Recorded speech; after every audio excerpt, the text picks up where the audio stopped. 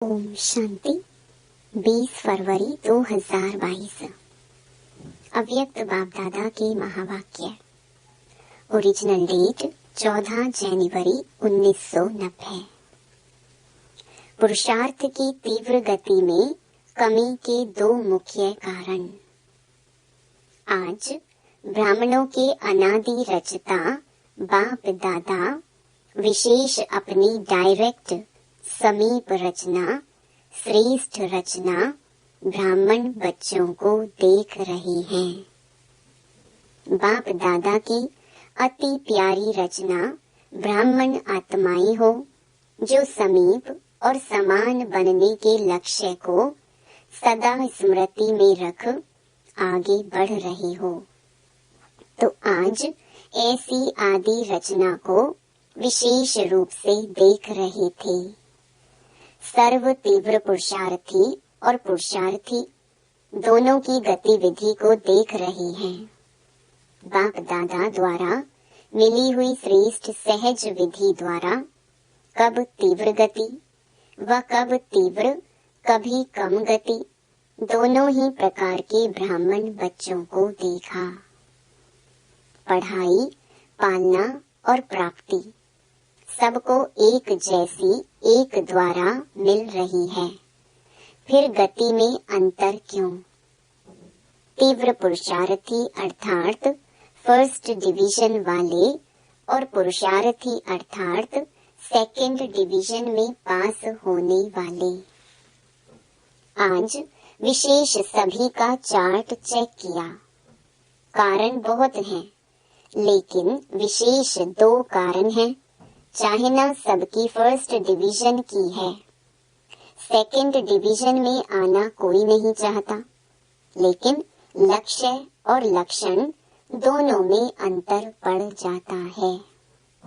विशेष दो कारण क्या देखे? एक, संकल्प शक्ति जो सबसे श्रेष्ठ शक्ति है, उसको यथार्थ रीति स्वयं प्रति व सेवा प्रति समय प्रमाण कार्य में लगाने की यथार्थ रीति नहीं है। दूसरा कारण, वाणी की शक्ति को यथार्थ रीति समर्थ रीति से कार्य में लगाने की कमी। इन दोनों में कमी का कारण है यूज के बजाय लूज। शब्दों में अंतर थोड़ा है, लेकिन परिणाम में बहुत अंतर पड़ जाता है। बाप दादा ने सिर्फ 3-4 दिन की रिजल्ट देखी, टोटल रिजल्ट नहीं देखी। हर एक की 3-4 दिन की रिजल्ट में क्या देखा? 50% अर्थात आधा आधा। संकल्प और बोल में दोनों शक्तियों के जमा का खाता 50%, आत्माओं का 40% और व्यर्थ व साधारण का खाता 60% देखा। तो सोचो जमा कितना हुआ, ज्यादा वजन किसका हुआ? इसमें भी वाचा के कारण मनसा पर प्रभाव पड़ता है। मनसा वाचा को भी अपनी तरफ खींचती है। आज बाप दादा वाणी अर्थात बोल की तरफ विशेष अटेंशन दिला रहे हैं, क्योंकि बोल का संबंध अपने साथ भी है और सर्व के साथ भी है। और देखा क्या? मनसा द्वारा याद में रहना है, उसके लिए फिर भी बीच बीच में प्रोग्राम रखते हैं, लेकिन बोल के लिए अलबेलापन ज्यादा है।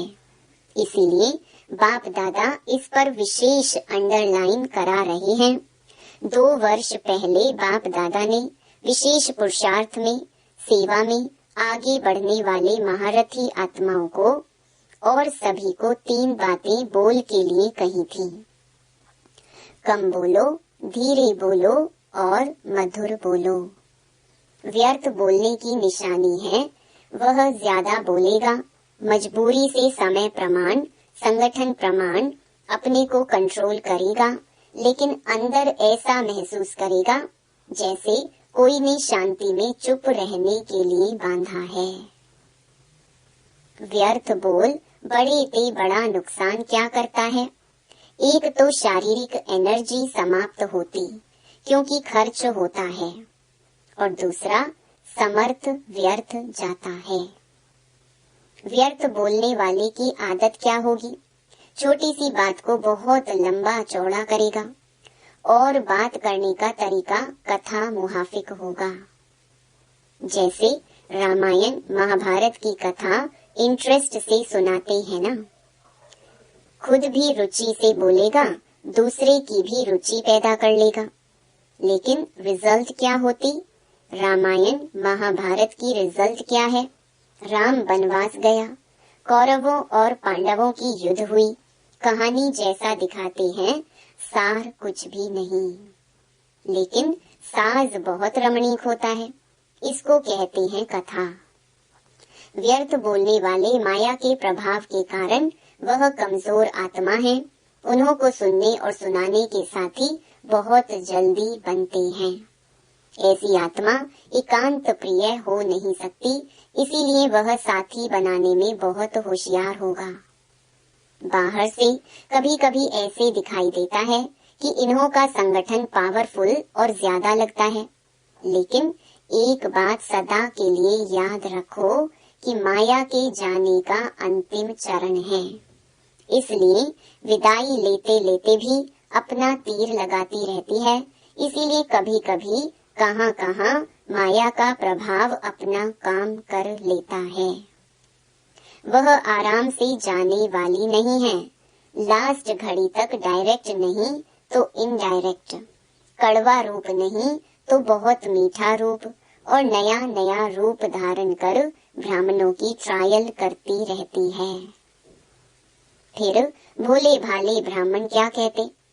यह तो बाप दादा ने सुनाया ही नहीं था कि इस रूप में भी माया आती है। अलबेलेपन के कारण अपने को चेक भी नहीं करते और सोचते कि बाप दादा तो कहते हैं कि माया आएगी। आधा अक्षर याद रखते हैं कि माया आएगी, लेकिन माया जीत बनना है यह भूल जाते हैं। और बात व्यर्थ व साधारण बोल के भिन्न भिन्न रूप देखे। एक, सीमा से बाहर अर्थात लिमिट से परे हंसी मजाक। दूसरा, टोंटिंग वे। तीसरा, इधर उधर के समाचार इकट्ठा कर सुनना और सुनाना। चौथा, कुछ सेवा समाचार और सेवा समाचार के साथ सेवाधारियों की कमजोरी का चिंतन, यह मिक्स चटनी।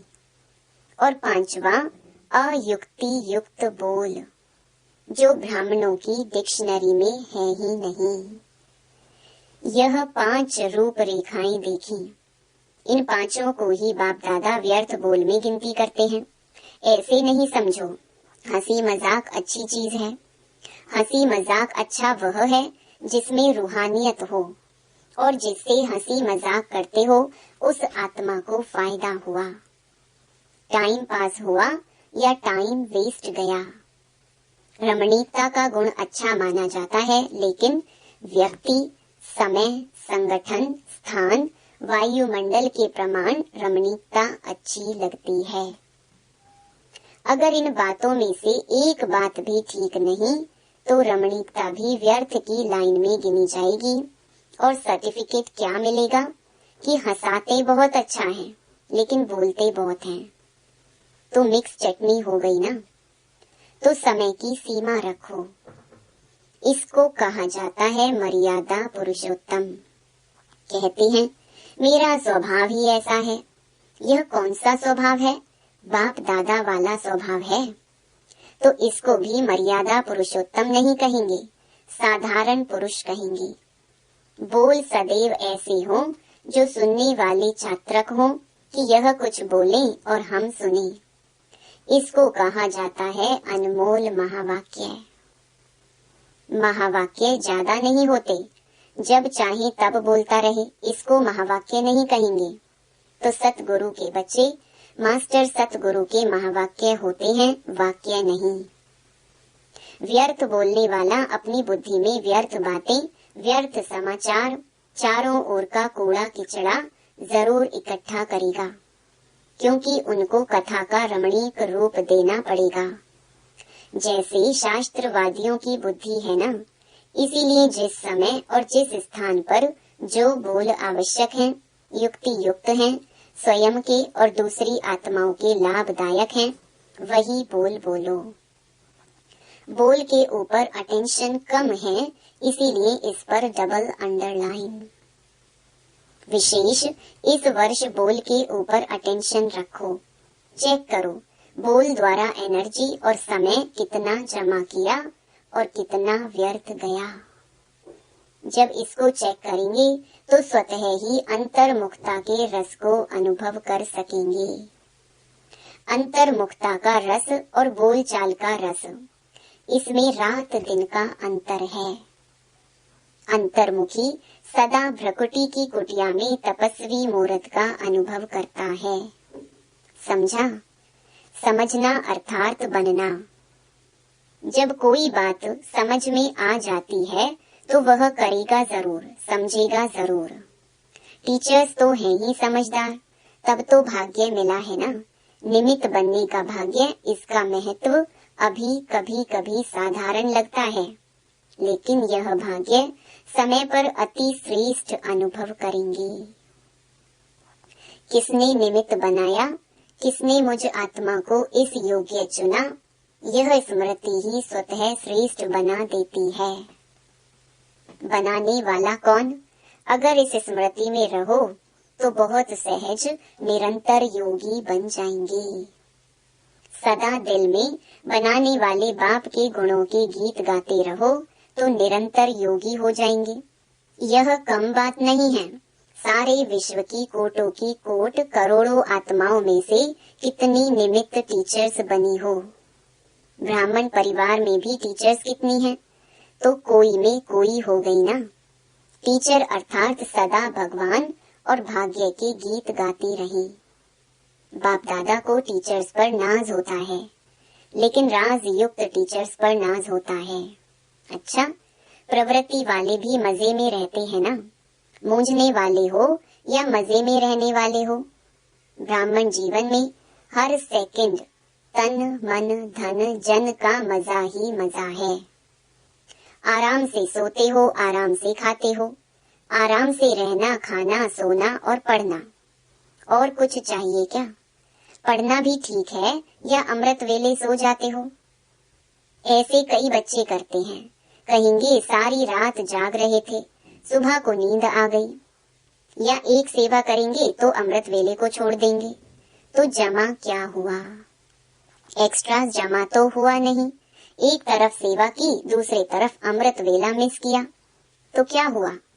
लेकिन नेमी नाथ मुहाफिक ऐसे झुटका खाते नहीं बैठना। वह टीवी बहुत अच्छी होती है, जैसे वह योग के आसन करते हैं ना, अनेक प्रकार के पोज बदलते रहते हैं, तो यहाँ भी ऐसे हो जाते हैं। सोचते हैं सहज योग है ना, इसीलिए आराम से बैठो। कईयों की तो ट्यून भी बाप दादा के पास सुनने में आती है। बाप दादा के पास वह भी कैसेट है। तो अब डबल अंडरलाइन करेंगे ना, फिर बाप दादा सुनाएंगे कि रिजल्ट में कितना अंतर पड़ा। अच्छा, चारों ओर के श्रेष्ठ लक्ष्य और श्रेष्ठ लक्षण धारण करने वाले तीव्र पुरुषार्थी आत्माओं को, सदा अपने बोल को समय और संयम में रखने वाले पुरुषोत्तम आत्माओं को, सदा महावीर बन माया के सर्व रूपों को जानने वाले नॉलेजफुल आत्माओं को, सदा हर सेकंड मौज में रहने वाले बेफिक्र बादशाहों को, बाप दादा का याद प्यार और नमस्ते। अव्यक्त बाप दादा की पार्टियों से मुलाकात। पहला, साइलेंस की शक्ति को अच्छी तरह से जानते हो। साइलेंस की शक्ति सेकंड में अपने स्वीट होम शांति धाम में पहुंचा देती है। साइंस वाले तो और फास्ट गति वाले यंत्र निकालने का प्रयत्न कर रहे हैं, लेकिन आपका यंत्र कितनी तीव्र गति का है? सोचा और पहुंचा। ऐसा यंत्र साइंस में है जो इतना दूर बिना खर्च के पहुंच जाए। वो तो एक एक यंत्र बनाने में कितना खर्चा करते हैं, कितना समय और कितनी एनर्जी लगाते हैं। आपने क्या किया? बिना खर्चे मिल गया। यह संकल्प की शक्ति सबसे फास्ट है। आपको शुभ संकल्प का यंत्र मिला है, दिव्य बुद्धि मिली है। शुद्ध मन और दिव्य बुद्धि से पहुंच जाते हो। जब चाहे तब लौट आओ, जब चाहो तब चले जाओ। साइंस वालों को तो मौसम भी देखनी पड़ती है, आपको तो यह भी नहीं देखना पड़ता कि आज बादल हैं, नहीं जा सकेंगे। आजकल देखो, बादल तो क्या, थोड़ी सी फागी भी होती है तो भी प्लेन नहीं उड़ सकता। और आपका विमान एवर रेडी है या कभी फागी आती है? एवर रेडी है। सेकंड में जा सकते हैं, ऐसी तीव्र गति है। माया कभी रुकावट तो नहीं डालती है। मास्टर सर्वशक्तिवान को कोई रोक नहीं सकता। जहाँ सर्व शक्तियाँ हैं वहाँ कौन रोकेगा? कोई भी शक्ति की कमी होती है तो समय पर धोखा मिल सकता है। मानो सहन शक्ति आप में है, लेकिन निर्णय करने की शक्ति कमजोर है। तो जब ऐसी कोई परिस्थिति आएगी जिसमें निर्णय करना हो, उस समय नुकसान हो जाएगा। होती एक ही घड़ी निर्णय करने की है, हाँ या ना, लेकिन उसका परिणाम कितना बड़ा होता है। तो सब शक्तियाँ अपने पास चेक करो। ऐसे नहीं ठीक है, चल रहे हैं, योग तो लगा रहे हैं, लेकिन योग से जो प्राप्तियां हैं वह सब हैं। या थोड़े में खुश हो गए कि बाप तो अपना हो गया। बाप तो अपना है, लेकिन प्रॉपर्टी वर्षा भी अपनी है ना? या सिर्फ बाप को पा लिया वो ही ठीक है? वर्षे के मालिक बनना है ना? बाप की प्रॉपर्टी है सर्व शक्तियाँ, इसीलिए बाप की महिमा ही है सर्व शक्तिवान, ऑल माइटी अथॉरिटी। सर्व शक्तियों का स्टॉक जमा है, या इतना ही है कमाया और खाया बस? बाप दादा ने सुनाया है कि आगे चलकर आप मास्टर सर्व शक्तिवान के पास सब भिखारी बनकर आएंगे। पैसे या अनाज के भिखारी नहीं, लेकिन शक्तियों के भिखारी आएंगे। तो जब स्टॉक जमा होगा तब तो देंगे ना। दान वही दे सकता जिसके पास अपने से ज्यादा है।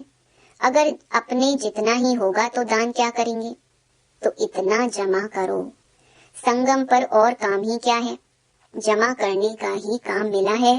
सारे कल्प में और कोई युग नहीं है जिसमें जमा कर सको, फिर तो खर्च करना पड़ेगा। जमा नहीं कर सकेंगे तो जमा के समय अगर जमा नहीं किया तो अंत में क्या कहना पड़ेगा? अब नहीं तो कब नहीं। फिर टू लेट का बोर्ड लग जाएगा। अभी तो लेट का बोर्ड है, टू लेट का नहीं। सभी माताओं ने इतना जमा किया है। शिव शक्तियाँ हो या घर की माताएं हो, शिव शक्ति कहने से शक्तियाँ याद आती हैं। किन माताओं को बाप ने शिव शक्तियाँ बना दिया है? अगर कोई शक्ल आकर देखे तो क्या कहेंगे? ऐसी शक्तियाँ होती हैं क्या?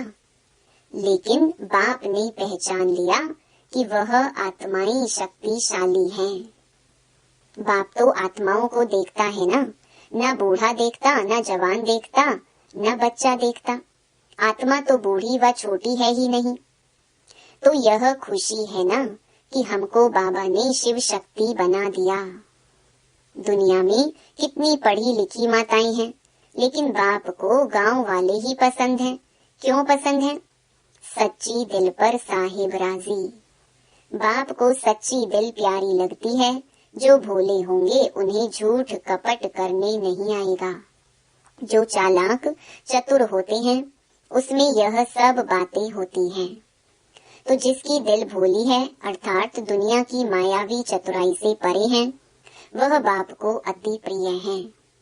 बाप सच्ची दिल को देखता है, बाकी पढ़ाई को, शक्ल को, गांव को, पैसे को नहीं देखता है।